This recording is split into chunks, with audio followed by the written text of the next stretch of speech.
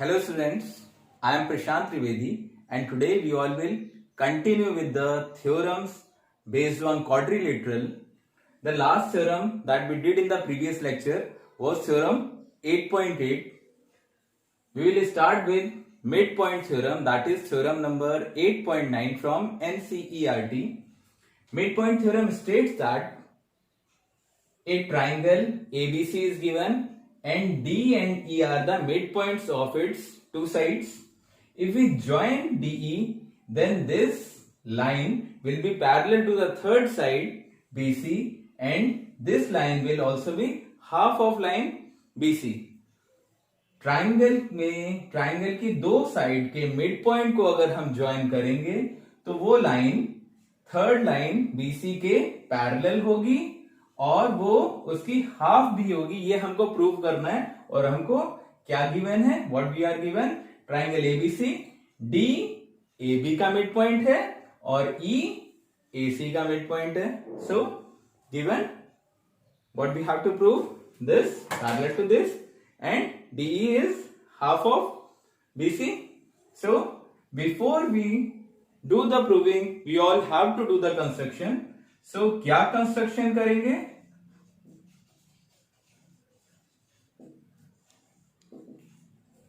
हम AB के parallel line खींचेंगे C से.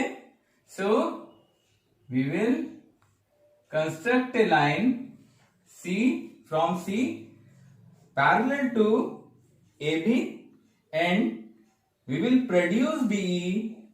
DE को हम प्रोड्यूस करेंगे, इस लाइन को मीट करेगी कहां पे, at point F, means CF AB के पैरेलल है, AB के पैरेलल मींस BD के पैरेलल है और दूसरी चीज DE को प्रोड्यूस कर दिया to meet at point F. Now these two triangles are form. Yes, अब इन दोनों ट्राइंगल्स में हम क्या देख सकते हैं, अगर इन दोनों ट्राइंगल्स को हम देखें AE और CE इक्वल है. क्यों इक्वल है, क्योंकि E हमारा क्या है, मिड पॉइंट ऑफ AC. ये एंगल और ये एंगल वर्टिकली अपोजिट एंगल होंगे और सबसे इंपॉर्टेंट चीज, क्योंकि ये और ये लाइन पैरेलल है, हमने पैरेलल कंस्ट्रक्शन किया है तो ये एंगल और ये एंगल इक्वल होंगे. नाउ सबसे पहली चीज कंस्ट्रक्शन का स्टेटमेंट हम लोग लिखेंगे.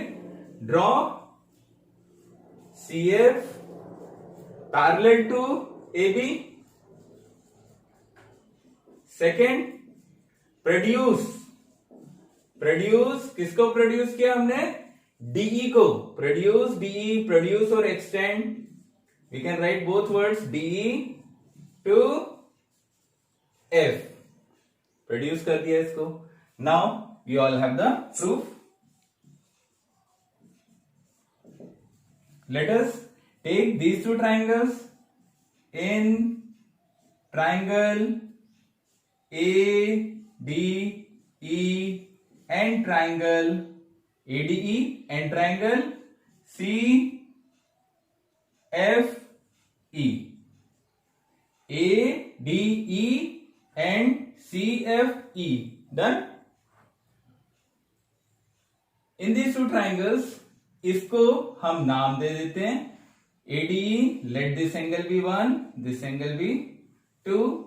So we can give this as 3 and this as 4. In these two triangles, angle 1 is equal to angle 2. Why?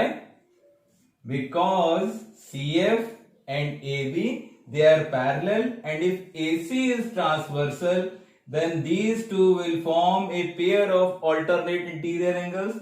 So AB is parallel to CF, पहली चीज, और यहां पे दूसरी चीज क्या है, alternate interior angles. So means ये दोनों alternate interior angle फॉर्म कर रहे हैं क्योंकि ये दोनों लाइन पैरेलल है और AC हमारी ट्रांसवर्सल है. Second thing, angle 3 is equal to angle 4 I think we all can write it directly as these are vertically opposite angles. Now AE is equal to CE. Why? Because it is given. क्या given है? E as the midpoint of AC. So these two triangles, therefore triangle ADE is congruent to triangle CFE. Yes, ये दोनों triangle congruent हो गए. जब ये दोनों triangle congruent हो जाएंगे तो हम क्या कर सकते हैं? जब ये दोनों ट्राइंगल कॉन्ग्रेंट है, सीपीसीटी से एडी एंड सीएफ हमारी इक्वल हो जाएगी. Therefore AD is equal to CF. अच्छा, ये इसमें एक और चीज लिखनी है हमको. ये दोनों ट्राइंगल कौन से रूल से कॉन्ग्रेंट हुए? दो एंगल और बीच की एक side, means A S A congruency rule. A से कॉन्ग्रुएंसी रूल लगा. अब एडी और सीएफ सीपीसीटी से हमारी इक्वल हुई. एडी और सीएफ सीपीसीटी से इक्वल हुई, लेकिन AD is already equal to BD, but AD is already equal to BD. Yes, क्यों? This is given implies that BD is equal to CF, क्योंकि ये इसके इक्वल थी. अभी अभी हमने सीपीसीटी से प्रूव करा था, और ये दोनों इक्वल हैं. Because it is given, it means that BD is equal to CF. दोनों को कंपेयर करते हुए. तो अब एक और चीज, BD is also parallel to CF by construction. So also BD is parallel to CF. क्यों? क्योंकि हमने ये कंस्ट्रक्शन किया था. We all have done the construction. अब थ्योरम हमने 8.8 पढ़ लिए. अगर एक pair of opposite sides of a quadrilateral they are parallel as well as equal, it means that it forms a parallelogram. So BD और CF अभी हमने prove करा था क्या है? एक दूसरे के इक्वल भी है और एक दूसरे के पैरेलल भी है. Therefore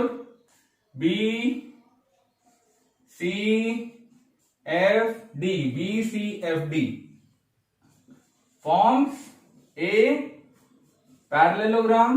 जब ये पैरेललोग्राम फॉर्म होगा, इसका मतलब DF is parallel to BC. इसका मतलब DE is parallel to BC. So implies that DF is parallel to BC, implies that DF जब हो गया तो DE is parallel to BC. तो ये हमने क्या प्रूव करा? We all have proved first part, hence proved 1 means DE parallel to BC होगी. ये वाला फर्स्ट पार्ट प्रूव किया. अब इसी की कंटिन्यूटी में सेकंड पार्ट कैसे प्रूव करेंगे? जब हमने इन दोनों ट्राइंगल्स को कॉन्ग्रेंट प्रूव किया था, तो इसका मतलब सीपीसीटी से हमने ये और ये इक्वेट करा था. सीपीसीटी से ये दोनों भी तो इक्वेट होंगी. So I am continuing it over here. Also by CPCT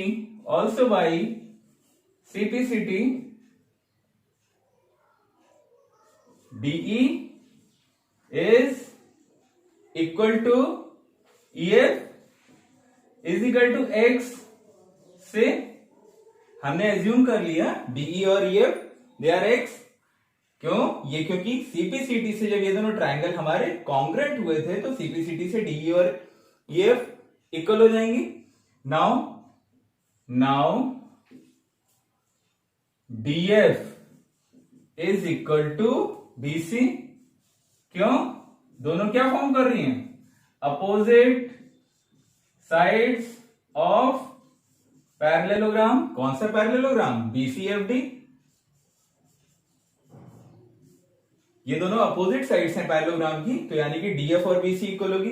अब DF की जगह पे हम DE प्लस EF लिख सकते हैं, implies that DE plus EF is equal to DE plus EF is equal to BC। लेकिन DE और EF क्या है? दोनों x हैं, क्योंकि दोनों इक्वल हैं। यहां पे हमने एज्यूम कर लिया है x है। Implies that x plus x is equal to BC implies that 2x is equal to BC implies that x is equal to half BC। x क्या है?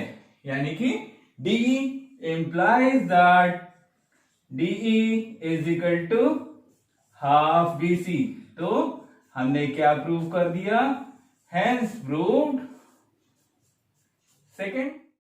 Now the next theorem, theorem number 8.10, that is its converse of midpoint theorem. Triangle ABC is given, D is given as the midpoint of one of its sides. If we draw a line parallel to the midpoint of one of the sides of the triangle and it is parallel to the second side BC, then it will bisect the third side. This we all have to prove. मतलब triangle ABC की एक side के mid point से हम एक line draw कर रहे हैं जो कि बीसी के पैरेलल है। अब ये लाइन जो कि हम ड्रॉ कर रहे हैं, ये इस लाइन को बाइसेक्ट करेगी, means AE and CE it will also be equal. This is converse of mid point theorem. Given triangle ABC, D as the midpoint of side AB and DE is also parallel to BC. So we have to prove that E is also the midpoint of AC. Again here also we will do the construction. क्या construction करेंगे?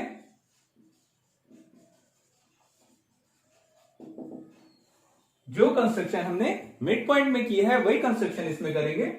हम C से AB के parallel draw करेंगे line,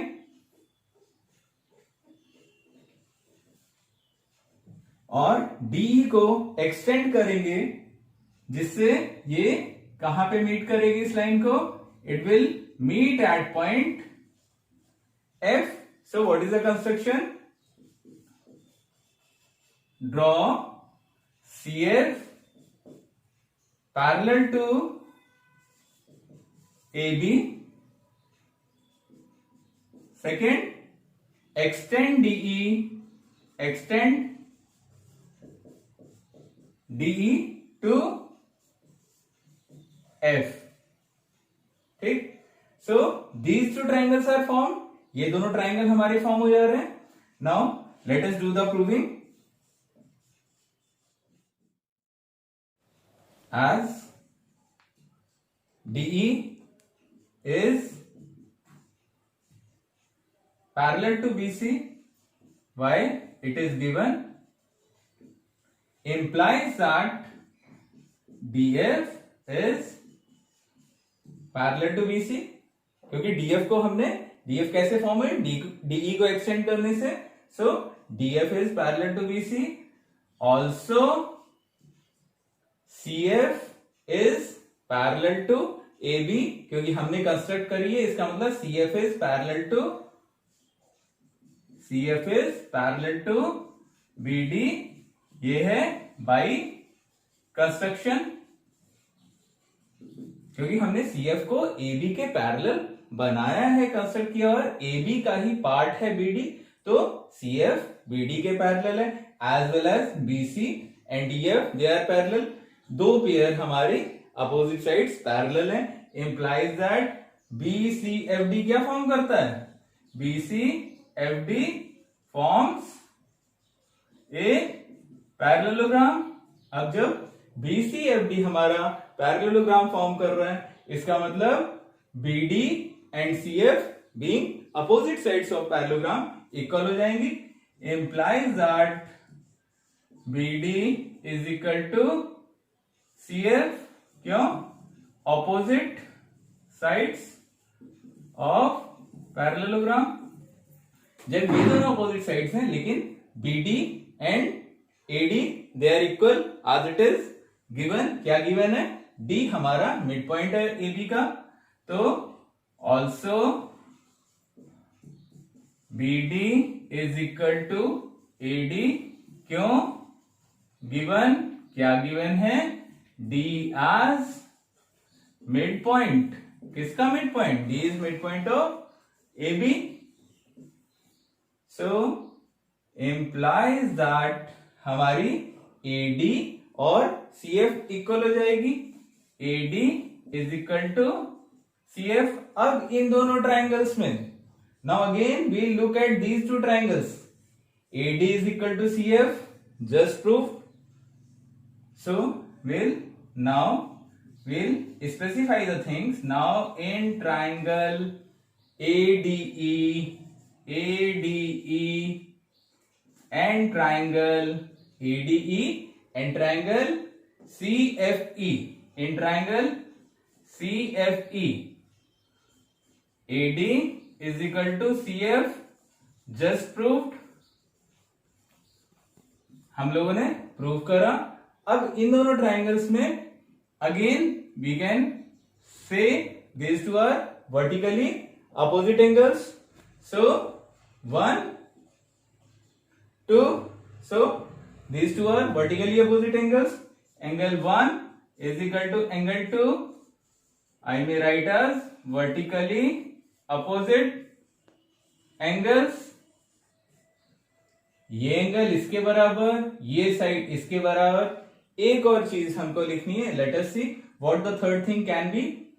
ये line और ये line अगर पैरेलल है, क्योंकि हमने कंस्ट्रक्शन करा है, तो हम 3 इसको एंगल 3 और इसको angle 4, so we can give it as name as 3 and 4। Angle 3 is equal to angle 4, क्योंकि ये फॉर्म कर रही है pair of alternate interior angle, as CF is parallel to AB, alternate interior angles. क्यों? क्योंकि हमने CF को parallel construct करा है AB के, ठीक। एंगल 3 एंगल 4 के इक्वल, एंगल 1 एंगल 2 के इक्वल और AD CF के equal. One side and 2 angles means these two triangles will be congruent by which rule? 2 angles and one side means AS rule. Therefore, triangle ADE is congruent to triangle CFE by AS congruency। जब ये दोनों triangle congruent हो जाएंगे तो CPCT से AE और CE भी equal हो जाएंगी। implies that AE is equal to CE by CPCT। यही हमको प्रूव करना था।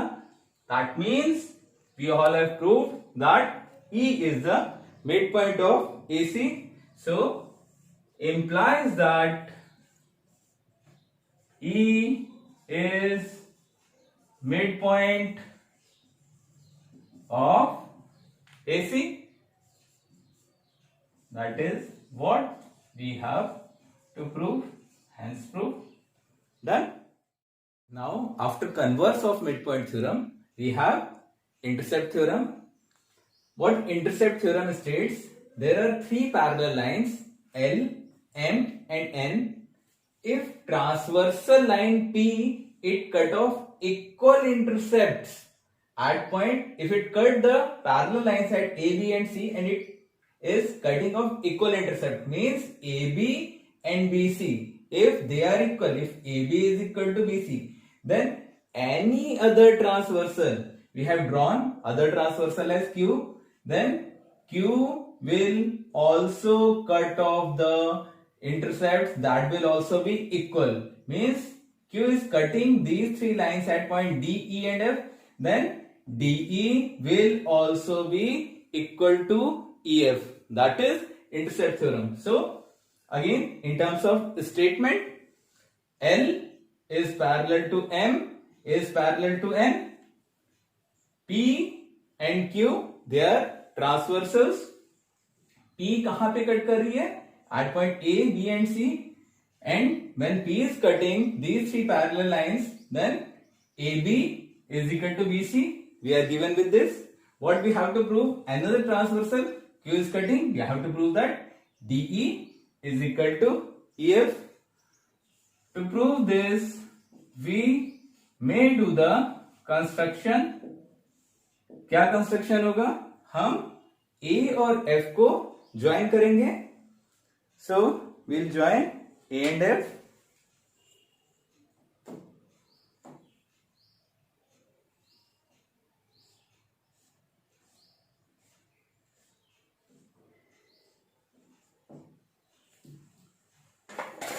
This is the construction. जब A और F को हम ज्वाइन करेंगे, ये M लाइन को कहीं पे कट करेगी. Let that point be taken as G. हम उसको G एज्यूम कर ले रहे हैं. So construction join AF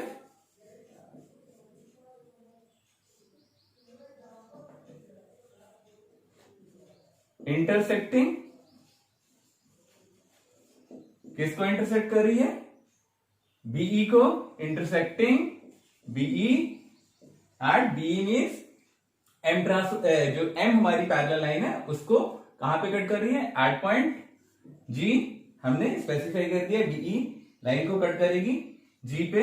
now we all have the proof. Now we can see that A, C and F, it is forming a triangle. So in triangle ACF, इस triangle में AB and BC they are equal. Given AB is equal to BC given, and BG is parallel to CF. Why? Because we have parallel lines. Line M is parallel to line N. It is given. क्या given है? कि M और N parallel है, तो BG और CF parallel होंगी. Now we all have already studied that if from the midpoint of one side of a triangle a line is drawn parallel to another side, then it bisects the third side. Means AG और GF हमारी equal होंगी. Why? We all have just studied converse of midpoint theorem implies that AG will be equal to GF by converse of midpoint theorem. Yes, यही पढ़ा था हम लोगों ने कि अगर एक साइड के मिड पॉइंट से दूसरी लाइन के पैरेलल कोई लाइन अगर हम ड्रॉ करते हैं तो it also bisects the third side. So we have to specify that by converse of mid point theorem. Now this triangle we all have done. From this equal to this we have proved AG is equal to GF. Now we'll take this triangle ADF or AFD. So now in triangle AFD आपको इस तरफ से visualise करना पड़ेगा. Triangle AFD, ये line और ये line L और M हमारी पैरेलल है. इसका मतलब GE और AD पैरेलल होंगी और ए एफ का मिड पॉइंट जी है। अभी ये भी हम लोगों ने प्रूव करा है, A G is equal to G F. तो हम अब स्पेसिफाई करेंगे in triangle F D G is mid point, किसका mid point? Mid point of A F. We have just prove. यहां से हम लोग लिख सकते हैं, इसको हम लोग स्पेसिफाई करके नंबर दे सकते हैं, equation number 1। So we can write from equation 1, yes, G is the midpoint of AF and GE is parallel to AD। क्यों पैरेलल है? क्योंकि M और L और M ऑलरेडी पैरेलल है और GE इन्हीं दोनों लाइन के पार्ट्स हैं। So we may write what is given that L is parallel to M। Done. तो अब same converse of mid point theorem क्या? अगर एक लाइन के मिड पॉइंट से हम दूसरे लाइन के पैरेलल लाइन ड्रॉ करते हैं तो it also bisects the third side, implies that DE will be equal to EF again by converse of midpoint theorem. So we have proved that DE is equal to EF. We all can specify that, यहाँ पे हम specify कर दे रहे हैं MPT is equal to, do not confuse, it is midpoint theorem. Yes, so that is what we have to prove. Hence prove that these intercepts are ये AB और BC अगर equal हैं तो DE और EF भी equal होंगे। Thank you.